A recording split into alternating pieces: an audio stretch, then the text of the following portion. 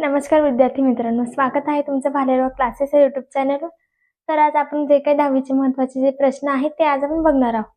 बघा की पहिला प्रश्न असा आहे की त्रिकोणाच्या अंतर्भागात x किंवा x हा एक कोणताही बिंदू आहे. बिंदू x हा त्रिकोणाच्या शिरोबिंदूशी जोडला आहे. तसेच रेख PQ हा रेख DE ला, रेख QR हा पॅरलल रेख DE ला, तर PR हा रेख पॅरलल आहे DE ला. हे सिद्ध कसं करायचं ते आपल्याला माहित आहे, ठीक आहे. पण ते आपल्याला सिद्ध करायचं आहे. बघा ही जी आकृती दिलेली आहे त्याच्यातच तुम्हाला आता समजलं असेल की ही आकृती दिलेली आहे म्हणजे नक्की कोणतं मूलभूत प्रमेय लागणार आहे, ठीक आहे.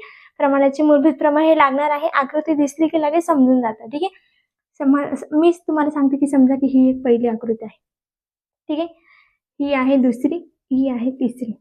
यांना जर का आपण वेगवेगळं केलं तर समजा मी इथून आणि इथून हा एवढा भाग आहे त्याला नका घेऊ, ठीक आहे. एवढा मी जर हा पोर्शन मी कट केला तर लगेच समजतं की हे काय आहे की मूलभूत प्रमाणाचे प्रमेय आहे, बरोबर. आता बघा याचा उकल कसा येणार आहे, आन्सर कसा येणार आहे याचे की जे आपल्याला दिसतंय प्रमाणाचे मूलभूत प्रमेय जे दिसतंय ते सरळ काढून टाकायचं, ठीक आहे. आता बघा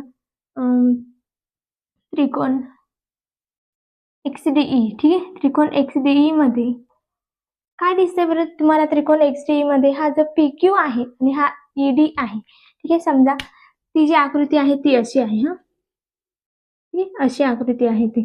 हा जो X आहे तो इथं आहे, PQ तो इथं आहे, नंतर ही DE इकडं आणि E इथं, ठीक आहे. अशी आकृती आहे ती. ही जी आकृती आहे PQ ला पॅरलल आहे DE, ठीक आहे. PQ ला समांतर DE आहे. नंतर आकृती कशी तयार होती की XP भागिले D, XP भागिले PD बरोबर काय होतं की XQ भागिले QE, ठीक आहे. असं ते इक्वेशन येणार आहे, म्हणजे काय प्रमाणाचे मूलभूत प्रमेय असं येणार आहे. सेम ॲज इट इज हे तिथं लिहायचंय. बघा आता हे समजलं. ही जी आकृती आहे अशी, पण मी अशी सरळ काढली पण आकृती तीच आहे. नंतर XDE मध्ये कोण कोण पॅरलल आहे ते लिहून काढायचं की PQ ला पॅरलल म्हणजे समांतर आहे DE, ठीक आहे. PQ ला समांतर DE आहे. नंतर ते कशामुळे, ते कशामुळे तर सूत्र बघा कसं तयार होणार आहे. XP भागिले PD आहे बरोबर XQ भागिले QE आहे, QE आहे. हे झालं तुमचं समीकरण 1. ते कशामुळे की प्रमाणाचे मूलभूत प्रमेय, ठीक आहे. हे झालं प्रमाणाचे मूलभूत प्रमेय.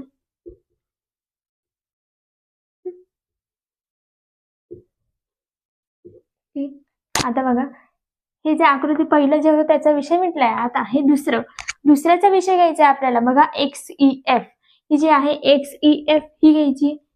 मग त्रिकोण XEF मध्ये तुम्हाला काय सेम दिसतंय ना की इक्वल काय दिसतंय, ठीक आहे. समांतर काय आहे, QR समांतर आहे EF ला, बरोबर. समांतर रेषा ह्या अशा असतात, मग समांतर आहे की नाही, ठीक आहे. समांतर आहे. तर तुम्ही सरळ इथे लिहू शकता की QR ही समांतर आहे. ह्या दोन रेषाला पॅरलल म्हणतात म्हणजे समांतर आहे ती EF ला, ठीक आहे. ते कशामुळे बघा त्याचं जे काही प्रमाणाचे मूलभूत प्रमेय आहे ते कसं येणार आहे. XQ भागिले QE बरोबर XR भागिले RF. हे कशामुळे आले? इक्वेशन नंबर 2 म्हणजे काय समीकरण 2. हे कशामुळे आले? प्रमाणाचे मूलभूत प्रमेय, ठीक आहे. प्रमाणाचे मूलभूत प्रमेयानुसार आलेलं आहे. हे तुम्हाला समजले? प्रमाणाचे मूलभूत प्रमेयानुसार ती आकृती आलेली आहे. एकदम इझी आहे. स्टेप बाय स्टेप जायचंय. ही जेवढी इथं स्टेप केलेली आहे पहिली सेम तिघी स्टेप सारख्या तशाच करायच्या आहेत. आता बघा समीकरण 1 व समीकरण 2 वरून नेमकं काय निघणार आहे. समीकरण 1 मध्ये काय सेम आहे आणि समीकरण 2 मध्ये काय सेम आहे बघा बरं. XQ अपॉन QE आणि XQ अपॉन QE सेम आहे, ते कॅन्सल होतील. मग उरलं काय ते लिहून काढायचं XP भागिले PD, ठीक. तेच तर सिद्ध करायचं आपल्याला. XP भागिले PD याच्यामध्ये नेमकं काय सेम आहे ते बघायचं. PD आणि इकडे आहे XR भागिले RF, ठीक आहे. हा आहे RF. हे कशावरून साध्य झालेलं आहे की समीकरण 1 व 2 वरून, ठीक आहे. समीकरण 1 व 2 वरून साध्य झालेलं आहे, ठीक आहे. समीकरण 1 व 2 वरून आहे. मग समीकरण 1 व 2 हे जे आहे XP भागिले PD आणि XR भागिले RF, ठीक आहे. XP भागिले PD, XP भागिले PD आणि XR भागिले RF, ठीक आहे. त्यांच्यामध्ये नेमकं पॅरलल कोण आहे? PR पॅरलल आहे DF ला, आहे की नाही? भेटलं की नाही PR पॅरलल DF, ठीक आहे. मग फक्त ते लिहायचं आहे की या दोघांमध्ये पॅरलल कोण आहे? तर PR आहे DF ला पॅरलल, ठीक आहे. मग इथे लिहायचं PR पॅरलल आहे DF ला, ठीक आहे. मग ते लिहायचंय की ते कशावरून आहे, हा ते कशावरून आहे? मग प्रमाणाच्या मूलभूत प्रमेयानुसार, व्यत्यासानुसार, हा प्रमाणाचे मूलभूत प्रमेयानुसार, म्हणजेच काय? व्यत्यासानुसार. जसं की तुम्ही विरुद्ध करता ना, तसंच आहे, व्यत्यासानुसार. व्यत्यासानुसार, ठीक आहे. याच्यात एवढंच दिलेलं आहे. प्रूफ काय करायचं होतं ते झालेलं आहे, ठीक आहे. बघा, प्रूफ काय करायचं होतं? हेच PR पॅरलल आहे की नाही DF ला हे ओळखायचं होतं, ठीक आहे. मग रेट PR ही समांतर आहे DF ला, ते कशावरून आलंय बघा की XDE मध्ये नेमकं काय पॅरलल आहे? ह्या ज्या दोन रेषा आहेत, ज्या काही समांतर रेषा असतात त्यांना म्हटलं जातं की ते पॅरलल आहे, समांतर आहे, ठीक आहे. एकमेकांना ते एकदम समांतर आहेत, इक्वल डायरेक्ट, ठीक आहे. इथपर्यंत समजलं तुम्हाला? मग ह्या आकृतीमध्ये इक्वल तर प्रमाणाचे मूलभूत प्रमेय कसं लागणार आहे हे सूत्र तुम्हाला माहित आहे, ठीक आहे. जर काही इक्वल असेल तर लगेच प्रमाणाचे मूलभूत प्रमेय लावायचे, जसं की असं बघा, XP भागिले PD आणि नंतर XQ भागिले QV. हे जसं पहिल्या आकृतीमध्ये केलंय सेम तसं दुसऱ्या आकृतीमध्ये करायचं, सेम तसंच इक्वेशन पहिल्या आकृतीचं आणि इक्वेशन दुसऱ्या आकृतीचं समीकरण मिळून हे तुम्हाला तिसऱ्या आकृतीचं समीकरण मिक्स मध्ये केलं तर तुम्हाला हे जे काही आन्सर आहे ते मिळू शकतं, ठीक आहे. नंतर आता आपण पुढचा प्रश्न बघूया. हे खूप महत्वाचे प्रश्न आहेत.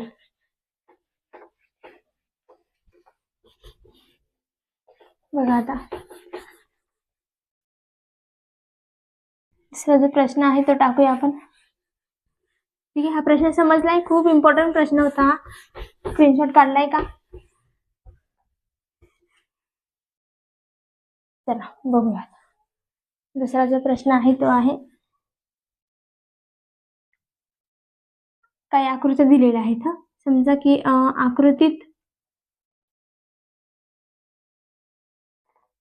काही कोनांची मापे दिली आहेत. हा आकृतीत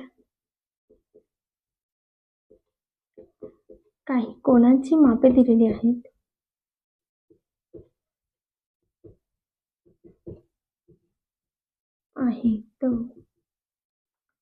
आकृतीत काही कोनांची मापे दिलेली आहेत, त्यावरून दाखवा की, हे सुद्धा खूप इम्पॉर्टंट प्रश्न आहे आणि खूप सुंदर प्रश्न आहे. त्यावरून दाखवा की काय दाखवायचंय बघा. AP भागिले PB, AP भागिले PB बरोबर काय यायला पाहिजे की AQ भागिले QC, ठीक आहे. तुम्हाला समजलं असेल की ही आकृती नेमकी कशी असेल. हा बघा, तर ही आकृती अशी आहे. बहुतेक वेळा हा प्रश्न जो आहे तो बोर्डाच्या एक्झामला विचारला गेलेला आहे. हा 60 डिग्री आहे, म्हणजे काय 60 अंश आहे, ठीक आहे. ABC आणि PQ, ठीक आहे. PQ असे प्रश्न विचारता. हा जो काही प्रश्न विचारलेला आहे, आता बघा मी इथे उकल लिहिते, ठीक आहे. उकल बघा, या आकृतीमध्ये तुम्हाला काय दिलेलं आहे?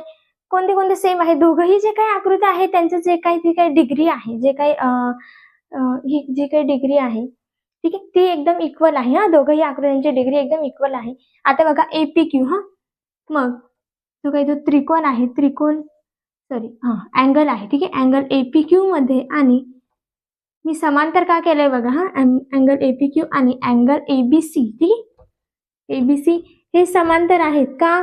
तर त्यांची जी काही डिग्री आहे, 60 डिग्री म्हणजे काय 60 डिग्री म्हणजे 60 जो अंश आहे ते एकदम सेम आहेत. हा जो APQ आहे तो सुद्धा 60 डिग्रीचा आहे आणि हा जो ABC आहे तो सुद्धा 60 डिग्रीचा आहे. म्हणून ते काय झाले?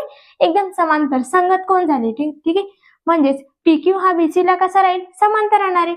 PQ हा BC ला एकदम समांतर आहे. मग ते कशामुळे झाले? तर ते संगत कोण होते म्हणून. ठीक आहे, संगत कोणामुळे झालेले आहे, संगत कोण होते म्हणून. आता नेक्स्ट काय आहे की बघा, नेक्स्ट ठीक आहे, आता जे काही दुसरं आहे एबीसी मध्ये, हा पूर्ण त्रिकोण घेते. आता त्रिकोण एबीसी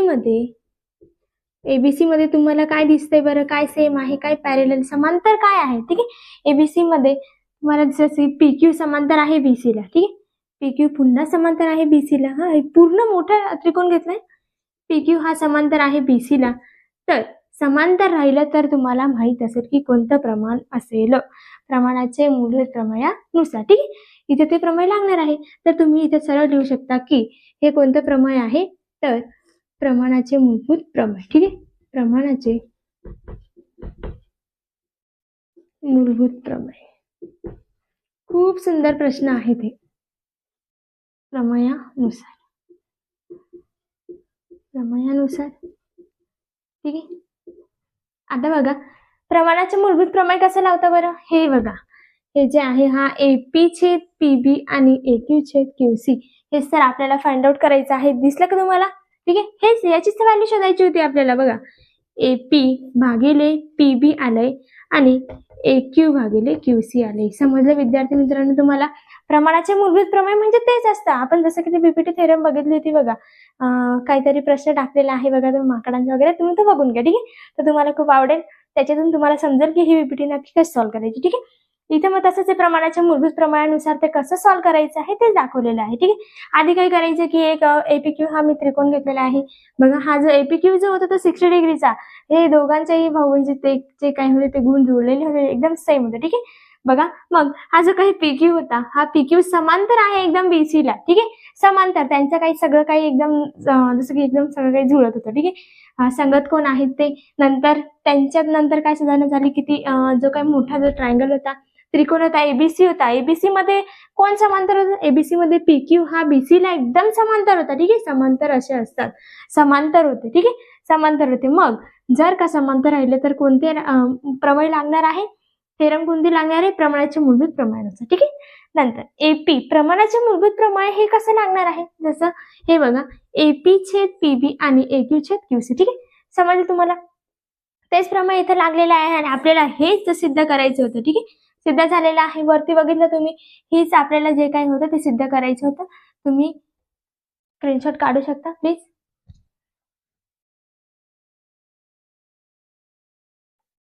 ठीक आहे, चला नेक्स्ट व्हिडिओमध्ये भेटूया. थँक्यू.